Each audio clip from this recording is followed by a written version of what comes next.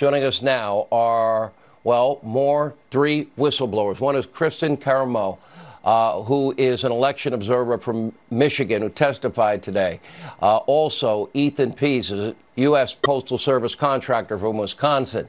Jesse Morgan, the truck driver subcontracted by the U.S. Postal Service. Ethan and Jesse have signed sworn affidavits, and both are nonpartisan. Let me ask you both that. You're both nonpartisan. Jesse, Ethan, politics not important to you?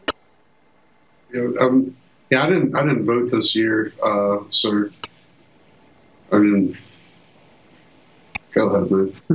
Me personally, I'm not really a Democrat or a Republican. I consider myself maybe an independent or a libertarian.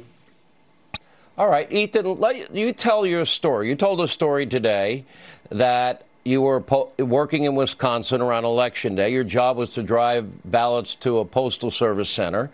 You're nonpartisan, and you said you were told by two separate postal workers on two separate occasions that they were gathering over 100,000 ballots on the morning of November 4th, the day after election, and to backdate those ballots. Can you please tell us that story?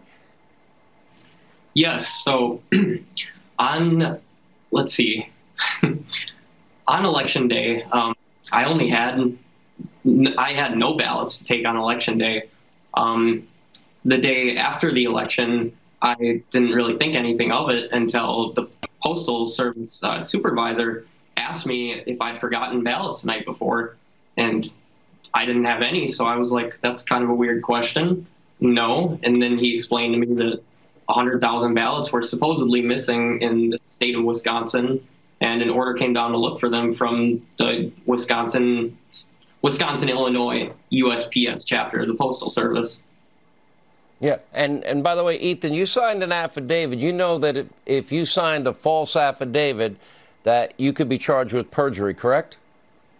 Yes, sir. And Jesse, you told the story that, well, from Bethpage, New York, I believe, to Lancaster, PA, you drove almost 300,000 ballots cross state lines that they had, been filled out in Bethpage, New York? Yes, sir. I don't know exact number ballots. I mean, I really sucked at guess how many jelly beans are in the jar, but I can tell you I took 24 pallets, Gaylords, from Bethpage, New York to Lancaster, and that's where. These were ballots. These were Pennsylvania ballots you were bringing in from New York. What was the date of that? This happened on October 21st. Now, I picked them up in Bethpage, New York, and drove them to Harrisburg. And then from Harrisburg, I drove them to Lancaster, dropped the trailer in Lancaster, dropped my truck off, and went home. Now, did you get a chance to see those ballots? I saw them loaded on my trailer. And did you notice how they were marked, or were they concealed? I saw that, like, the top corners, addresses on them was filled out, but like I didn't see it on every single one. Like, like it wasn't like I'm sitting there just looking, like I was more so watching to see how the load was put in, make sure it was secure and everything like that. And some of the pallets, when they drove by, some of the letters were up, and I could see like a little bit. I couldn't tell you a name. I wasn't looking for names or anything like that, And you signed a legal affidavit also. You know that if you lied in that affidavit, you know that, in fact, you could be charged with perjury too? Yes, sir. Wow. Why did you both decide, if you're both not partisan, you don't really care about politics, what Ethan motivated you to come forward and tell this story? Why was this important to you? Well, being that I'm pretty young, I'm only 20 years old, this is clearly probably the most important election of my lifetime. And I couldn't go to the grave knowing what I knew and just keeping that to myself, knowing that something went wrong in this election. Yeah. Let me bring in Christina Karamos with us. And Christina, your shot went down for a second, so we lost you. We're glad you're back. You testified today that you witnessed ballots marked straight ticket Democrat Republicans, and you were told that they were to be counted, even if it was Republican, as Democrats. You challenged it. Then you lost the challenge. I mean, these were Republican votes that you saw? Well, what happened is at the adjudication table, a ballot came up, and it was straight party. The person had voted for straight party Democrat and straight party Republican. And the important part is they were filled in circles.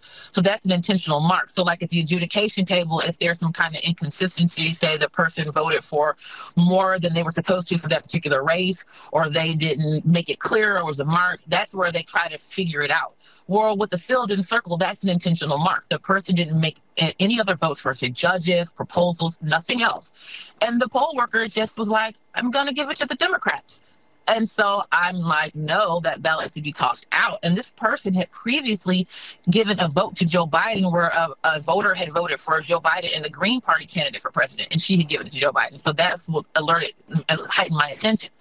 And so then after that, I went to go get her supervisor, and her supervisor defers to her and asked the girl, well, what do you think? And I'm discussing, what does she think? It doesn't matter. The ballot to be tossed out. And so I go get the guy who was overseeing the 10 p.m. to 5 a.m. absentee counting process, and he does the exact same thing and asked the girl, what does she think? And so I just simply asked the question. I said, well, why not give it to the Republican over the Democrat? And he begins to scream at me and tells her to push it through. Me and him have this big argument, and I'm like, no, I want to challenge this ballot. He's like, you can do what you want. He was extremely nasty, extremely rude, and he just committed open fraud in my face and told her to push the ballot through, which she gave an illegal vote to Joe Biden. And people try to say, well, this is just one incident. No, it's a bunch of incidences, and why do our stories match?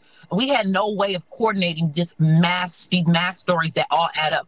But the Democrats had plenty of time to coordinate their stories. So it doesn't make sense that all of our stories are telling the same type of situations where we witness massive fraud, fake birthdays being given to people and these hand-keying in voters. I mean, why are these voters not on the voter rolls? It just doesn't make sense. Ballots being dropped off in the middle of the night, thousands of them. I mean, it was awful.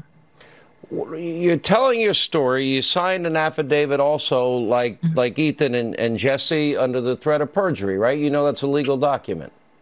Absolutely. Absolutely. Why was this important to you, Christina? Because I would assume this is kind of not your average day to be a public figure.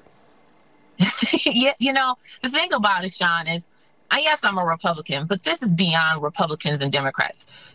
This is about our republic being protected. If we don't have confidence in our elections, we don't have a nation. We give our consent to be governed by those in office, not in power, but in office, to make decisions on our behalf. But if we don't pick the people that are making the decisions on our behalf, then we have a rogue government doing whatever they want to do. That is completely unacceptable. And the way the media won't even take the time to investigate our claims, they just roundly dismissed us. I mean, what kind of journalism that's not even talk to us, not to see what we said? I mean, it's disgusting that a lot of our officials don't want to hear us. We are the citizens. They work for us. Our tax dollars pay them. We tell them what we want, and they are to listen to us. And when you have hundreds and hundreds of people telling you we witnessed fraud, to not even bother to want to hear us, and this is, we're talking almost a month ago. This should have been talked about as soon as we started complaining, because many of us started filing our affidavits right away. So I'm just really upset about this whole situation.